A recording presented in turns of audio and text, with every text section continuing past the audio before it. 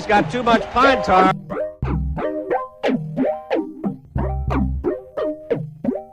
Sloppy jalopy.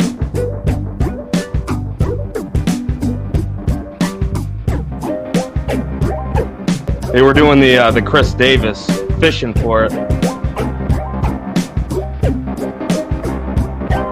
Might be going to call George Brett out. Well, he's out. Yes, Brett is out.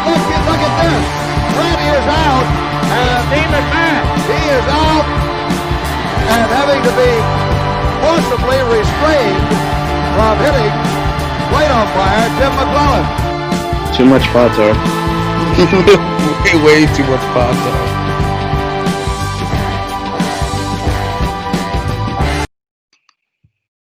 Welcome back. Another episode of Too Much Pod Tar. It's now the off-season discussions start. It's going to be, as we just talked about before the show, we think it's going to be a kind of a slow off-season. It's going to start off pretty slow, and then maybe towards the end, like as we get closer to spring training, and that's when people are going to start signing free agents, and a lot of them will be at the end. But it kind of also depends on what happens with COVID and how if it comes to an end or whatever, or what's going to happen with the 2021 season. We don't know yet, really. It's going to be tough to tell right now. But for this show, we'll be talking about the Dodgers mostly, what they should do in the offseason. I got Kevin Klein back with me. He was on the World Series preview show. So welcome back, Kevin. Hello, I am back. You can follow me on Twitter at Klein25. Hope you're doing well, Alex. How's everything out there? Doing good. I can complain because it's 2020, but I mean, it's not as bad. I haven't had a really that bad of a time, but it's hopefully we get some better, greener pastures here, like as a whole. Yeah, it was a very slow, rough 9 months or so, but out in LA, the Lakers, champions of the world, and now the Dodgers, so it's looking better. Yeah, and I just want to mention too, R.I.P. to Alex Trebek, the Jeopardy host. He's obviously a big time name out there. He was a legend, and he died of cancer at 80 years old. So rest in peace to the legend there. It was yesterday that he died, or 2 days ago now. I think by the time I get this out, it'll be 2 days after. Died on Sunday. So so let's dive into here. The Dodgers, obviously, as he said, the champions of the world, and they took the first World Series since 1988.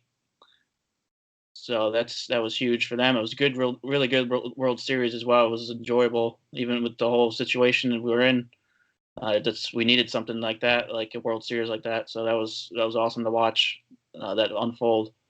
And I don't really want to dive into too much of the Justin Turner situation, but that was kind of a big thing the other day that they announced he's not going to be facing any suspensions or anything or fines. So after that whole situation where he came back out onto the field even though he tested positive. So I don't know if you want to just give your quick thoughts on it. My quick thoughts are every party involved didn't seem to handle it the right way. There was just a lot of confusion, but I'm glad that Justin Turner ultimately is not going to be punished, because I think when you read the whole story, no one was really giving him a definitive answer of what to do, and his teammates actually encouraged him to join them, and they were all technically exposed to COVID for who knows how long anyways, so it is what it is, and we can just move past it and focus on 2021 and the off-season that we have in store. Oh, yeah, and I think the whole situation was weird in itself. Like, it was, like you said, it was just not handled right altogether. Like, so he was pretty much a scapegoat in that situation, like the way it happened. Yeah, I agree. But yeah, he's speaking of going into the off season, he's a free agent He's 36 years old now. Do you think the Dodgers will re-sign him to bring him back? So the way I look at it, we don't have a for sure answer on the status of the DH for the 2021 season, but I was just reading this morning, Buster Olney, he now strongly believes that they will implement the DH in both leagues for next season. And I mean, that's kind of huge if you're a player like Justin Turner, who is declining on defense, up there in age, as you said.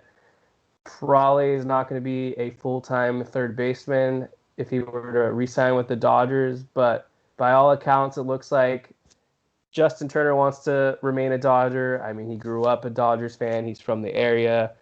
And the Dodgers teammates really love Justin Turner. You have players referring to him as the heart and soul of the team. And then just from the Dodgers front office perspective, he's a good veteran presence to have. If you go off a full sample size in 2019, he hit left-handed pitching pretty well around the 280 mark. And hitting lefties is always something that the Dodgers need for whatever reason. They just don't have great numbers against them. So I think if the DH does return, then it makes it almost a lock that Justin Turner will re-sign with the Dodgers, because I don't think money is the top priority for him at this point. I think it's more comfort. I could see the Dodgers maybe throwing a 2-year, $24 million total deal for JT. So that's kind of how I look at it. Yeah, I can definitely see that as well. I'm hoping the DH stays, because I don't understand. Like, why would you do that for this year and then all of a sudden change it back? Well, Rob Manfred is going to do what he's going to do. He's just, I don't understand why he's still why is he still the commissioner? But like, cause he's just trying to make all these stupid changes. He wants to keep the what's it called? The extra. I think he wants to keep the extra inning rule. The guy at second base. Extras. So I mean, and he wants to also have like 14 teams in the playoffs, which is I don't understand why. Because it just ruins it ruins like what the regular season is about. Then you have like last year with the Brewers and Astros both under 500 and making the playoffs. Like, yeah. So. Yeah, no, I don't really want them to expand the playoffs to 8 teams per league. That just seems just too much. Yeah. I wouldn't be opposed to 12. I think 12 is the one where I'm like the cutoff. Like, I think 14 is too much too. So 12 is like, it's not too many, at least. Yeah. I mean, I could see 14 maybe for if they ended up expanding 2 more, getting 2 more expansion teams in there. Like if there ended up being 32 teams, then 14 is not really that crazy. But that probably won't happen for a while though. Yeah, so the Dodgers have 2 more position players that are also entering the free agent market. Utility man Enrique Hernandez. Mm-hmm. He's a right-handed bat. He can play pretty much any position other than pitcher and catcher. And then Jock Peterson, outfielder, left-handed bat. I actually think both of them are going to move on to new teams. I'll start with Hernandez first. It's nothing against him. He was actually graded out as the best utility defender. I think it was by Baseball America. But I think there's going to be a lot of teams that just have more playing time for him. And the Dodgers aren't going to bring him back, not because it's anything on his talent. They just have a lot of guys coming up in their farm system that they want to give them their fair share. So that's how I look at that situation. And then same kind of goes for Jock Peterson. They have some upcoming outfielders such as DJ Peters and Luke Raley that they want to give some playing time to. And the Dodgers were willing to trade Peterson. We saw last offseason to the Angels, but the Angels, for whatever reason, changed their mind, and that kind of backfired on them. So I do think Peterson is going to move on to a team that's going to be in the hunt. It's hard to pinpoint which team exactly, but I definitely think it could be an AL team just because Peterson is declining on defense, so he can give that DH and outfield flexibility, although that point will be irrelevant if it's a universal DH, but that's just kind of how I look at those two other position players for the Dodgers.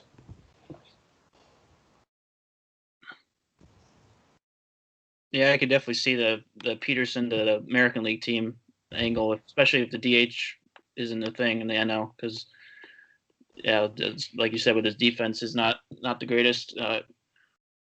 But I mean, obviously this isn't the Yankees pod, but I would like to see the Yankees maybe try to get him, because they need left-handed batters. It would be a good addition, I think. But it just kind of depends though, because Stanton, I think they want to keep him at DH mostly. So I don't know. How that would go. Yeah, I think if they can make it work, Jock Peterson would be a great fit for the Yankees. Can always use a clutch bat, and I think he's a significant upgrade over Brett Gardner at this point. Oh, definitely, yeah. I don't think they should even bring him back, because if they do, it'll be like a really cheap deal. I see.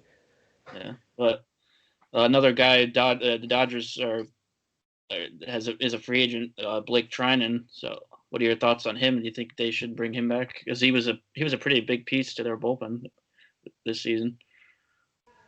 Yeah, so I'll just list off all the pitchers real quick, and then I'll touch on Blake Trinan. So our free agent pitchers are Blake Trinan, right-handed pitcher Pedro Baez, left-handed pitcher Jake McGee, and left-handed pitcher Alex Wood. And then they also declined their option on Jimmy Nelson, making him a free agent. So Blake Trinan, I really do want to see them bring him back. I think he is one of the best relievers out there. He loved being a Dodger. He said that himself.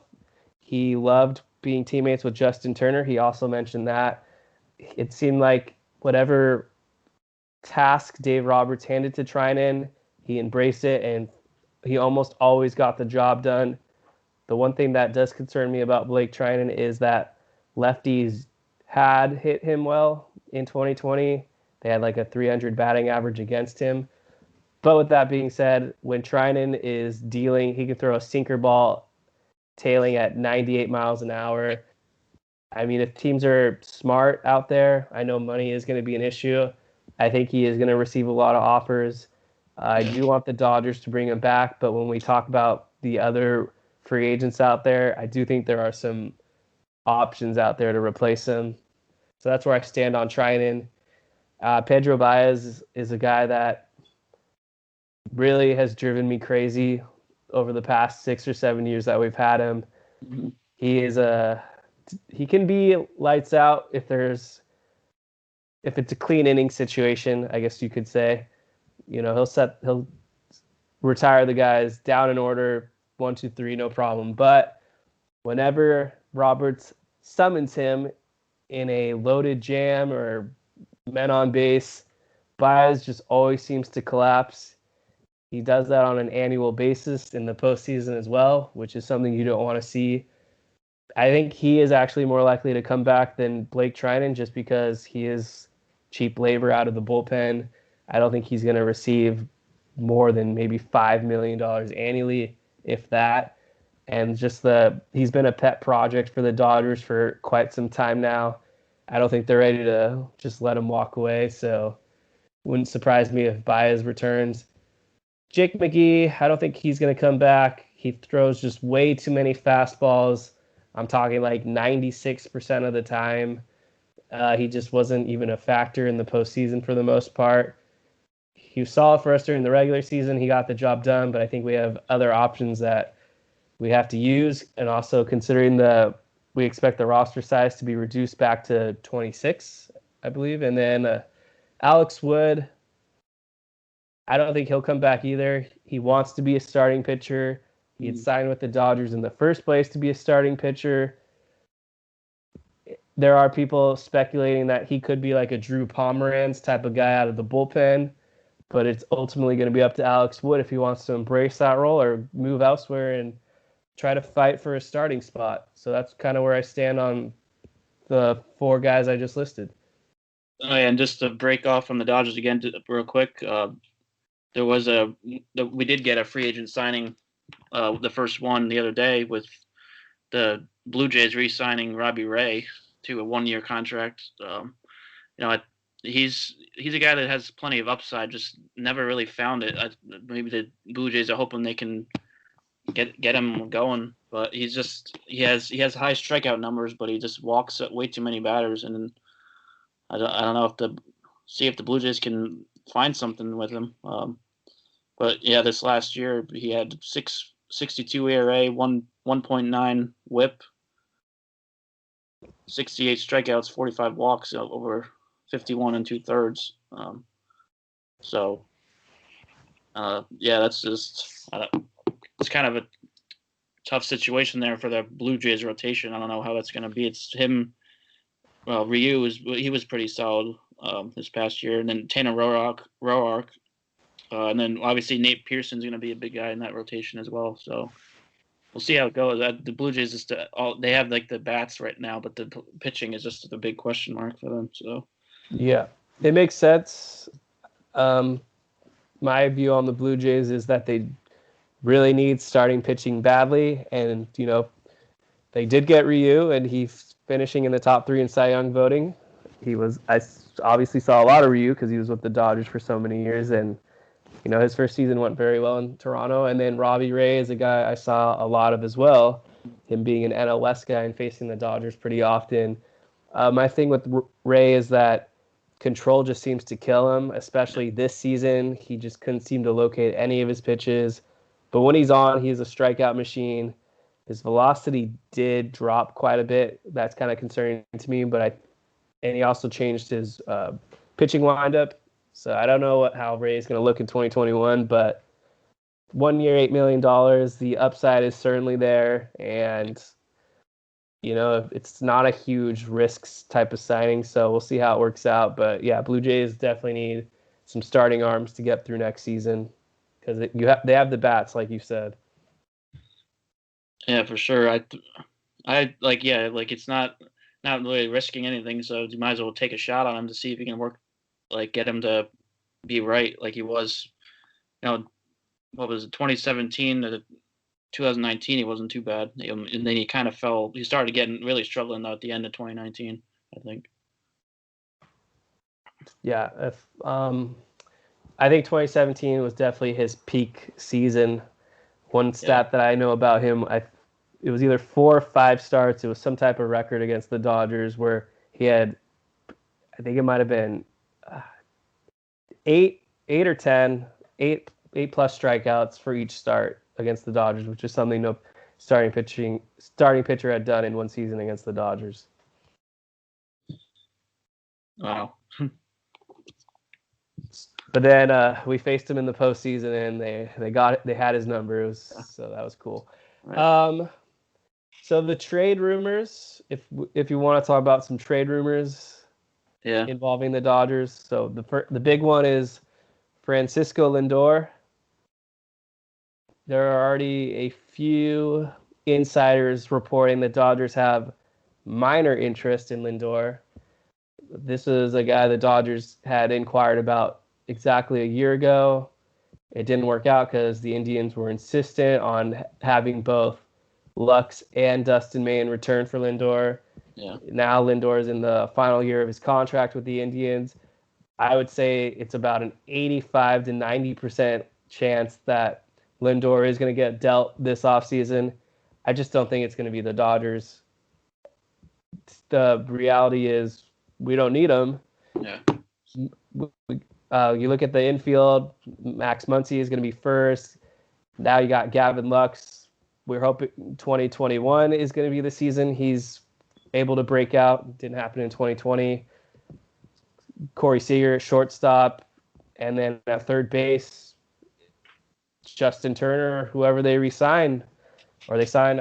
I do have a guy that I like who I'll touch upon in a few minutes or so. But I think Lindor is going to be dealt to, honestly, I think it's going to be New York. I just don't know which team it's going to be. Yeah. I think the Mets are a strong possibility, but I also really think the Yankees need to go for him. So as a Yankees fan, I'll let you say your thoughts. Yeah, that was actually my thoughts too. I think he'll be either the Yankees or Mets, and I would really love him to be on the Yankees. I don't know what I think the way it would go. That I would just kind of hate is just that they wouldn't be able to re-sign DJ LeMahieu, because if they trade for Lindor, then he'll be at short, of course, and then they'll move Torres back to second, and then probably have Voit at first. And then I don't think they would really want to try to put LeMahieu at first and trade Voit. I think Voit is just too big of a bat, especially after he had that season he did last year. I think he's got to stay. Just kind of tough seeing LeMahieu walk, but I think they just need to get that, like, the big switch hitting bat in the lineup and have better defense at short as well, because Torres, just even though he was a natural shortstop, last year didn't have good defense there. So I think moving back to second would be key, and having Lindor at short would be really huge for that lineup and the defense. Do you think that the Yankees are going to have to trade one of Clint Frazier or Torres to get him?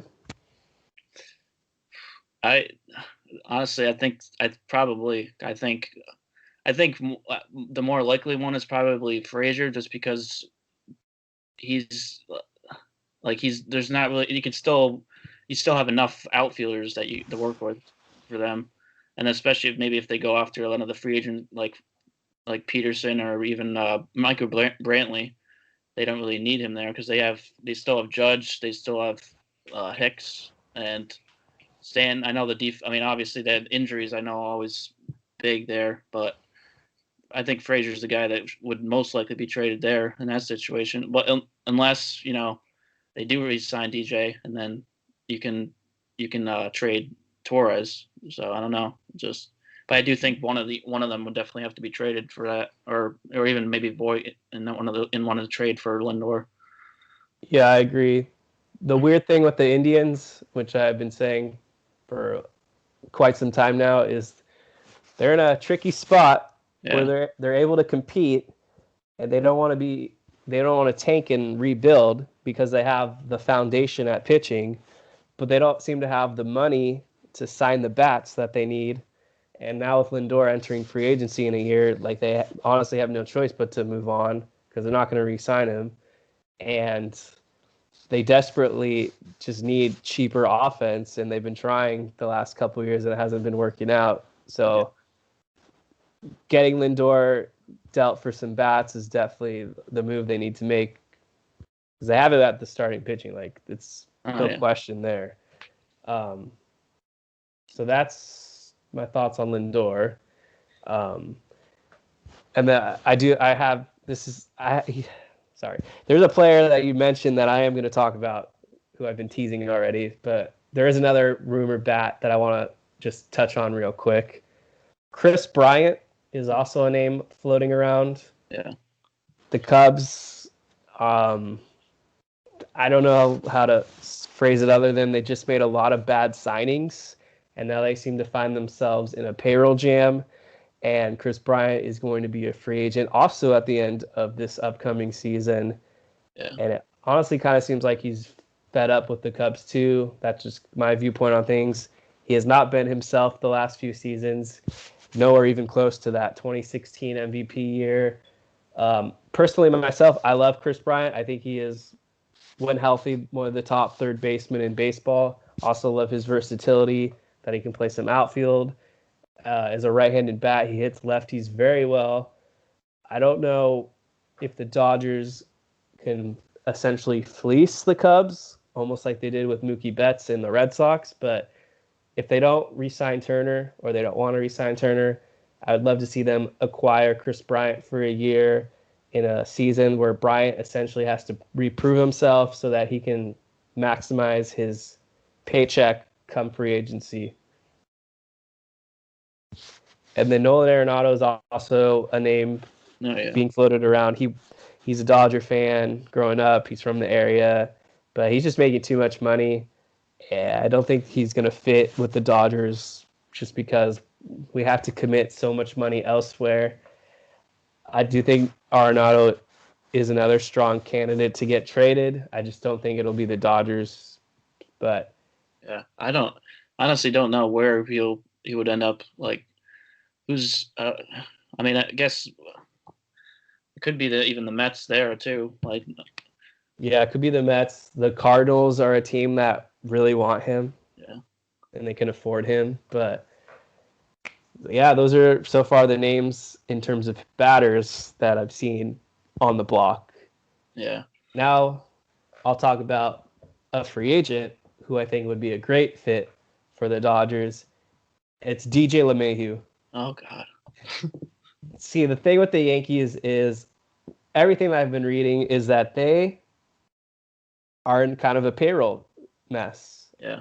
They are, I think they're either at or about to surpass the first or second luxury tax. You can correct me on that. And they need to sign pitching, like with Happ, Paxton, and Tanaka all becoming free agents. Mm-hmm. They got to prioritize on pitching.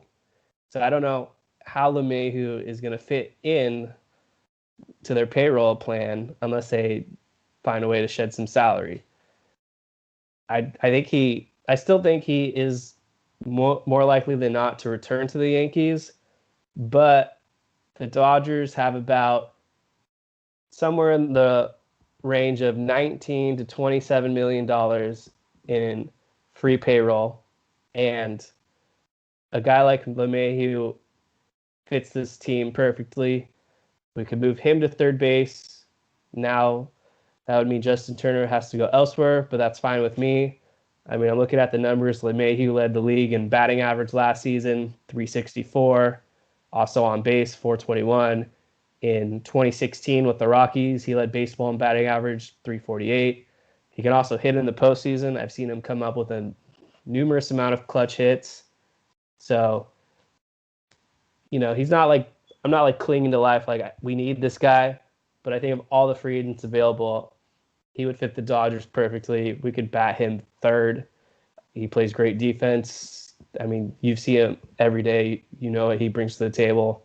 But I think the Dodgers are going to pursue LeMahieu, assuming we have the payroll flexibility and that LeMahieu's requests with the contract aren't too luxurious. I think somewhere along the lines of like maybe 4 years, $64 million or so, that would be something he would take. Maybe he wants more, $80 million for 4 years, but somewhere along that range, I think he's going to get. I did an article on him for the free agent profile, and that's what I had it listed as around 4 million. I mean, 4 years, 80 million. So I think that's where it's going to end up along those lines. It could even be even higher, but I think 80 million is probably where it's going to be, like 4 years. Yeah.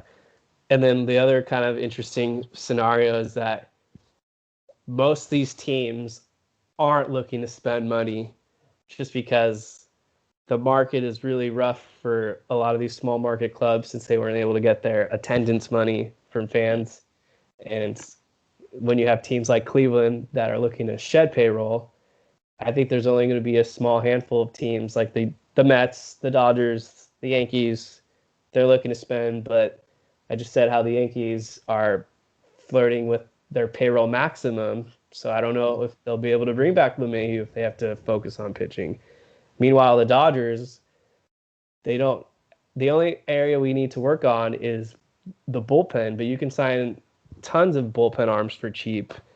So if they don't want to bring back Trinan, then maybe they just give LeMahieu the contract that he's looking for.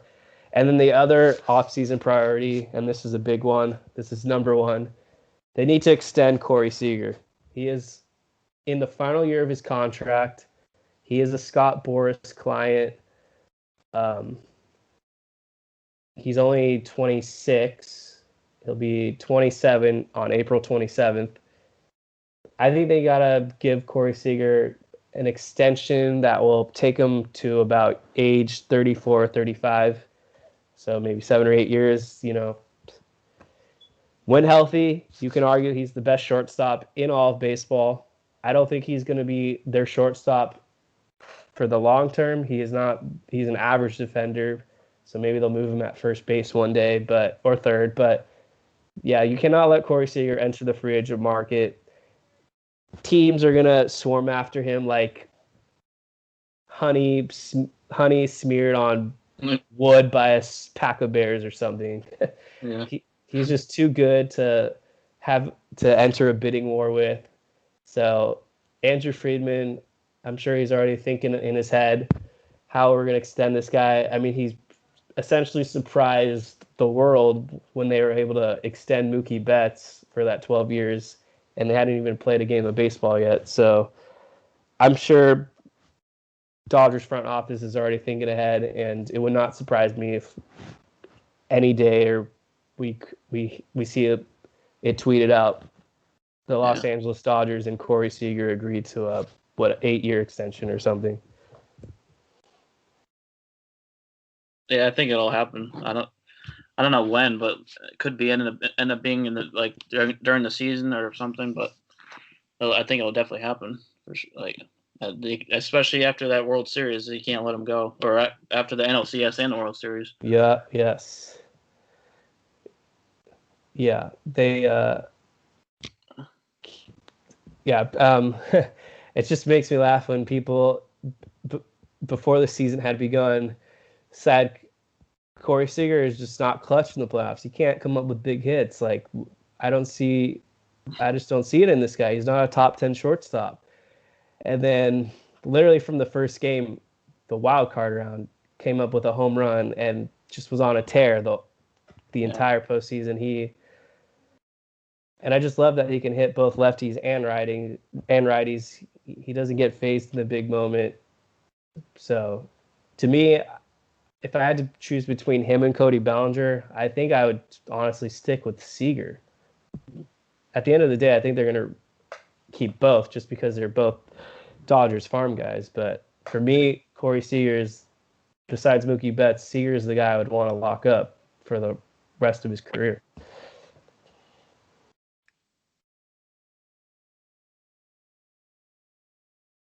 So that's pretty much it. The relievers that I do like out there are Liam Hendricks. I think he would be a great fit. Kelly Jansen just isn't closer material anymore, so I would love to see them sign Liam Hendricks. I don't think the Oakland A's are going to bring him back, and I just love all of the advanced stats on Hendricks. So keep my eye out on him. I like Brad Hand too. He also had a good season, so I think they got to sign one or two relievers. Stocking up our bullpen is just the way to go. And then we got to find a new first base coach because George Lombard took the bench coach with the Detroit Tigers, serving under A.J. Hinch. That's another topic too. Is the Red Sox bringing Alex Cora back and the Tigers bringing on A.J. Hinch.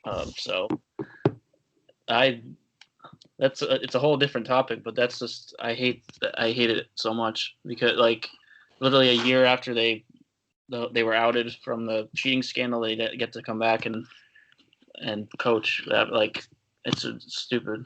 It's ridiculous. I don't even have words to describe how annoying that is. Pete Rose is still banned for life, and you get these guys coming back after just one year. My thoughts are this. I am disgusted that these teams had the audacity to bring back coaches that were involved in maybe the most heinous crime in Major League Baseball history.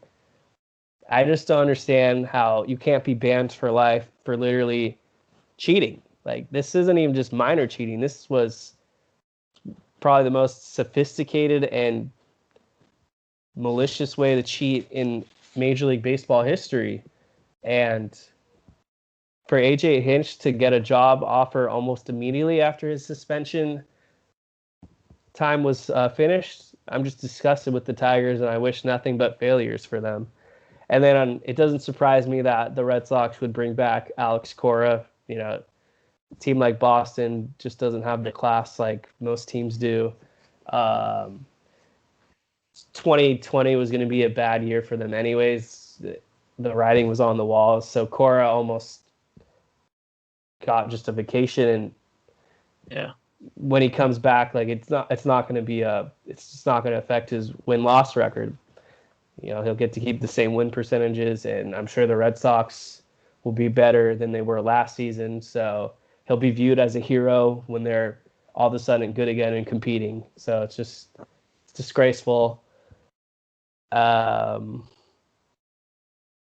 Yeah, and the other thing that's kind of funny with the news breaking just recently is the fired GM of the Astros, Jeff Luhnow, is now suing the Houston Astros because he believes that he was scapegoated and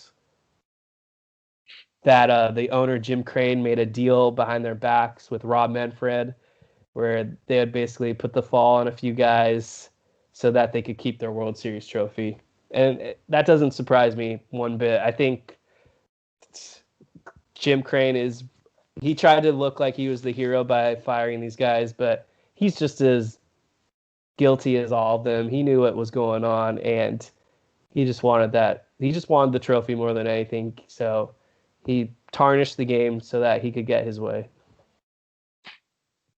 But it didn't affect the game, apparently. That's what he said. Unbelievable. Oh my God.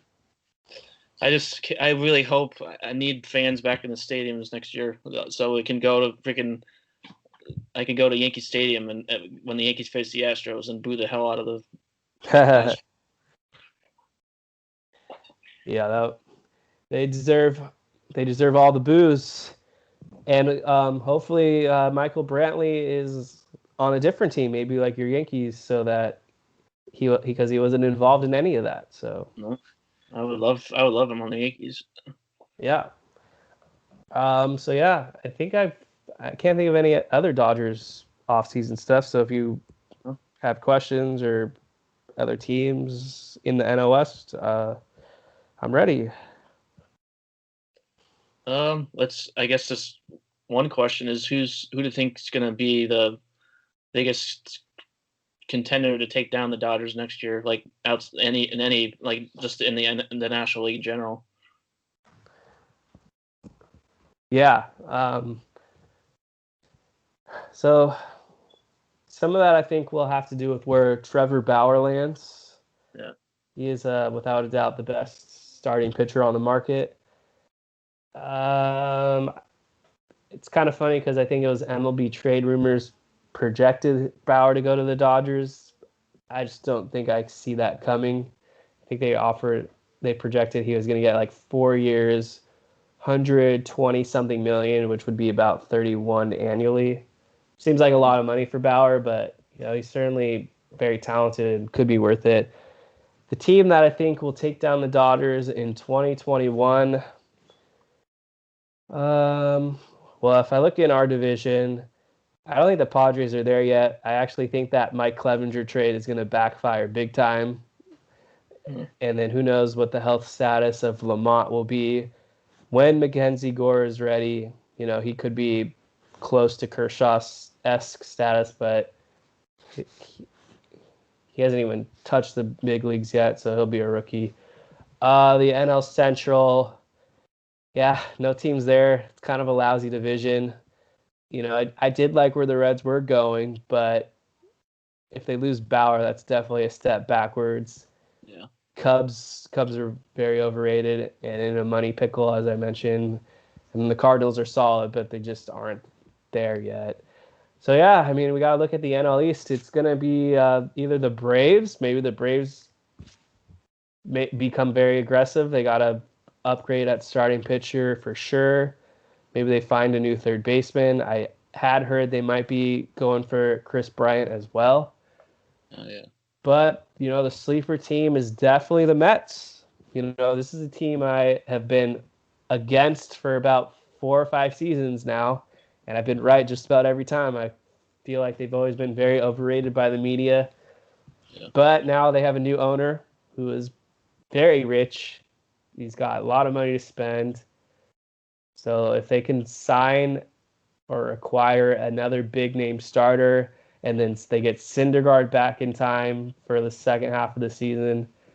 They're good on that front, and they just need to find the bats. So if they acquire Lindor, or they sign LeMahieu, or they acquire someone else big, then I think the Mets are that sleeper team. I don't know if 2021 will be their year necessarily, but I do think they are going to win an NL pennant in the next 3 years.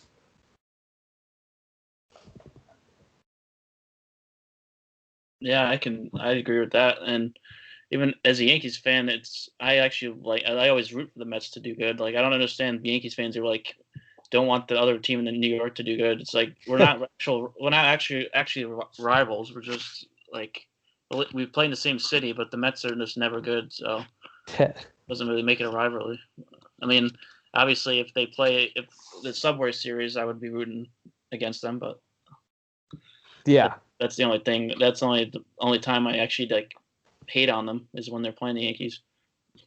Yeah, I'm kind of that way with the Angels too. That's kind of the closest resemblance, even though the Angels are technically a different city, even though they pretend to be in Los Angeles when they're not even in the LA County. But yeah. I've never passionately hated the Angels or anything. I've always wanted them to do well. I want to see Mike Trout get into some postseason games. And I would love to see them surround him with the right talent. And a Dodgers-Angels World Series was always something I would like to see one day, but I don't know if that's going to happen just because Angels ownership, Artie Moreno, guy is kind of crazy. Mm-hmm. But this is not a bold statement, but I do think the Dodgers, with no surprise, are going to win the NL pennant again in 2021, unless injuries just take a toll on us. But I don't think any NL team, I do think there are a couple AL teams that could beat us, but I don't think there's any NL team right now, no matter how many moves they make, are going to take down the Dodgers next season. Yeah, we'll see what happens, because I mean, I didn't think anybody could take them down in 2019, and then the Nationals came out and did their thing. But so there could always be a team like that just comes out of nowhere, and that could be maybe the Mets. That. Yep. You never know. Yep, exactly. No, baseball is no guarantee, and the Braves had the Dodgers in a 3-1 deficit, so I know what elimination feels like. Yeah. And this was another year where it just, after that Game 4 loss, I was like, oh no, here we go again. But this time they bounced back, and there hasn't been a team to repeat as World Series champions since the Yankees back in 99, 2000. And even so, they made it back in 2001. So it just shows you it's really hard to repeat. Yeah, baseball is the toughest sport to do that. Yep. I mean, in basketball, you had the Warriors do it. Well, Warriors and I just forgot what I was. Warriors and Cleveland both were in the finals for all those years in a row. So yeah, NBA. You always have a few outliers, but for the most part, it always seems like teams win their titles in waves. Early 2000, we had the Lakers, and then the Spurs would win a few, and then the Lakers won back-to-back in 2010 and 2009, and then the Warriors had their dynasty. And of course, the Bulls, they won their 6, 3 and 3, 2 separate little increments. So, but baseball is just different. Yeah, and now the Lakers are about to go have another three-peat, hopefully. Yeah, I'm not too high on them unless they make the right moves. I know this is a baseball show, but last season the Lakers were my pick to represent the West, and they did it while most people were on the Clippers. And I was like, no, the Clippers aren't going to do it. They just don't have the chemistry. But I think this year, the Clippers terminating Doc Rivers was the right move. And we'll see what happens in the offseason, but I definitely think they're in a good position to potentially win the title. Yeah, and he can't sleep on the Nuggets either. They looked really good this past season. Yep. But it's gonna be weird though. Like with they're not even getting much of an off season for basketball. It's gonna be because they're starting. I forget when they were starting training camp. I think in October, like beginning of October. I mean, like Christmas. I mean, beginning of December or something. True. Yeah, their season's gonna tip off the 22nd of December. I think the last I saw. But I love the NBA, so I'm all for it. Yeah. I know the beginning of the season is going to be really boring though, because like everybody's going to be resting their stars. Well, especially the Lakers and the Heat. True. Because like literally, LeBron's definitely not going to be playing right off the bat. True. But anyway, that was just our little bounce around to other sports, but. Yeah, I'm looking at the hot stove, and I don't see much news out there. No, it's been slow so far, but I think it will be slow for a while, like we said. Yeah.